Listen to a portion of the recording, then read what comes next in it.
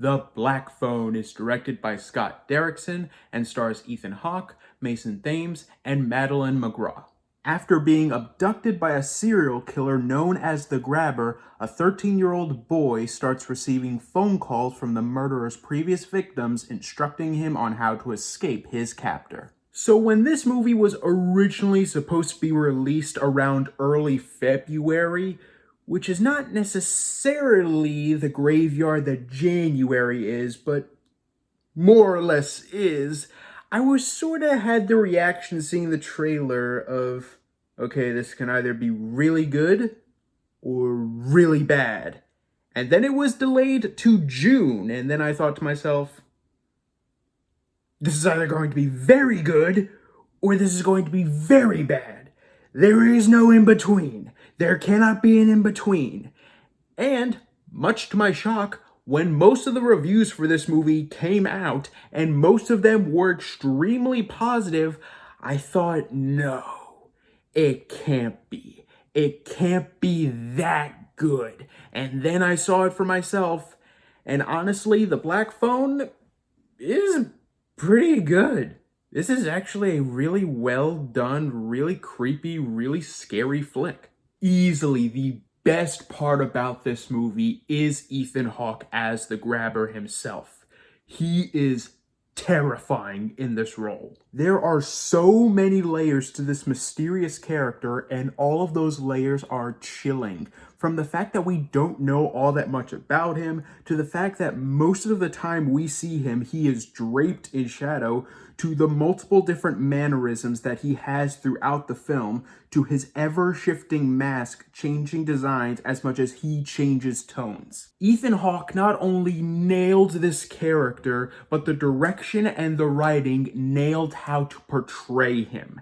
This character of the Grabber is terrifying, and Ethan Hawke deserves all the praise in the world. This might be his best performance in his entire career. Everyone else in the movie is fine. No one gives their best performance like Ethan Hawke does, but I do think all of them did a fine job, especially the kids. I hate having to bash kid actors because it's not really their fault if they give a bad performance. It's because they're so inexperienced, so they have to pretty much rely all of their talent on the director, and thankfully for this movie, I have nothing to complain about with the kid actors. I do think they all did a pretty good job. And I also love just the way that this movie looks. This is a dirty, disgusting feeling movie filled with tons of just browns and tans and just muted colors that really fill you with a sense of dread throughout the entire film. It makes the appearance of the Grabber whenever he's on screen because he usually wears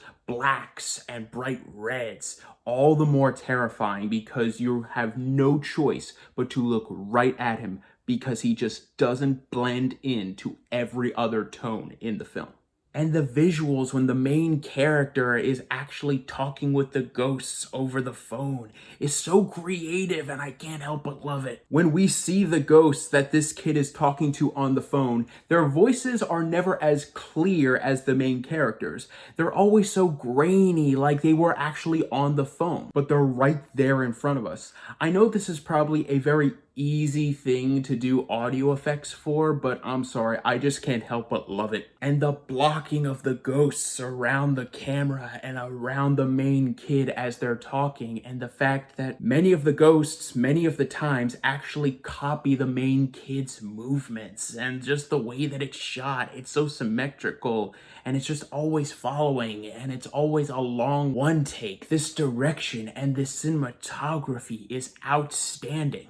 And the way that the lessons that each of the ghosts teach this kid comes back into play by the end of the film, I thought was so clever. This is a very simple story, I won't lie, but the most clever aspects of this film, and to be fair, there are a lot of clever aspects to it, really do help it stand out rather than if it didn't have those clever elements at all. But are there problems with the movie? Yeah. For one, the middle portion of the film can feel very repetitive, with the main kid getting a phone call from the ghosts, telling him what to do. He tries to do that, he gets caught, gets thrown back into the basement, and his sister has a paranormal dream either about her brother or the kid that he was talking to over the phone. And this does happen over and over again throughout the film, and this is where I do think the film's short runtime does play into why this isn't the biggest problem.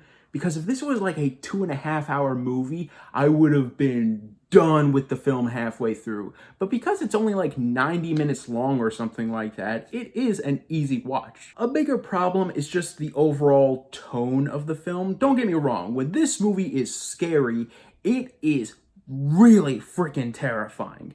But when the movie tries to add in comedy to the whole feeling of the film, it just doesn't really work, and it really clashes with the really great sense of dread the rest of the film has. But that and a couple more nitpicky issues, like a little bit of exposition dumping here and there, and some unexplained supernatural elements with the sister in the film. Apart from those flaws and a couple nitpicks here and there, I really did have a ton of fun with this film. This is an actually really good horror flick. The tone of the film does clash at times, and the second act of the film can feel a bit repetitive, but for the most part, this is a surprisingly creepy movie. Ethan Hawke's lead performance is terrifying, the visuals of the film are beautifully dreary, and just how clever the writing is with how much trust it puts into the audience's patience is admirable. For a movie that I was 75% sure I thought was going to suck,